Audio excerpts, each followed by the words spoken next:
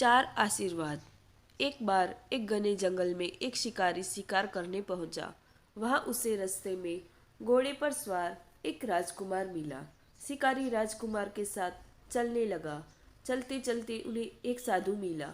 अब वे दोनों साधु के साथ चल दिए। वे चारों जंगल के साथ जा रहे थे, तभी उन्हें एक कुटिया दिखाई दी। वे चारों चलते चलते थक गए थे, सो विश्राम करने के लिए कुटिया में रुके। कुटिया में एक बाबा जी बैठे थे। कुछ देर कुटिया में विश्राम करने के बाद वो बाबा जी को प्रणाम करने जाने लगे। बाबा जी ने उन चारों को चार आशीर्वाद दिए। बाबा जी ने राजकुमार को कहा, राजपुत्र, तुम चिरंजीवी रहो। तपस्वी ने से कहा, ऋषिपुत्र, तुम मत जियो। साधु से कहा, तुम चाहे जियो चाहे मरो, तुम्हारी मर्जी। और शिकारी से कहा, तुम न जियो न मरो। बाबा जी चारों को आशीर्वाद देकर चुप हो गए। चारों आदमियों को बाबूजी का आशीर्वाद समझ नहीं आया।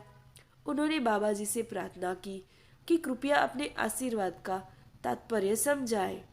बाबा जी बोले, राजा को नरकों में जाना पड़ता है। मनुष्य पहले तप करता है, फिर तप के प्रभाव से राजा बनता है और फिर मरकर नरक में जाता है। इसलिए मैंने राजकुमार को जीते रहने का आशीर्वाद दिया। जीता रहेगा तो सुख पाएगा। तपस्या करते रहने वाला जिएगा तो तपस्या करने के अपने शरीर को कष्ट देता रहेगा। वह मरेगा तो तपस्या के प्रभाव से स्वर्ग में जाएगा अथवा राजा बनेगा। इसलिए उसको मर जाने का आशीर्वाद दिया, जिससे कि वह सुख पाए। साधु जीता रहेगा तो भजन स्मरण करेगा, दूसरों का उपकार करेगा और मर जाएगा तो भगवान में धाम में जाएगा। वह जीता रहे तो भी आनंद है और मर जाए तो भी आनंद है। इसलिए मैंने उसे आशीर्वाद दिया कि तुम जियो चाहे मरो, तुम्हारी मर्जी।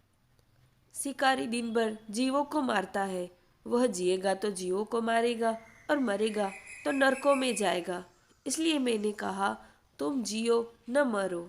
इसलिए मनुष्य को अपना जीवन ऐसा बनाना चाहिए कि वह जहाँ रहे वहाँ सुख पाए।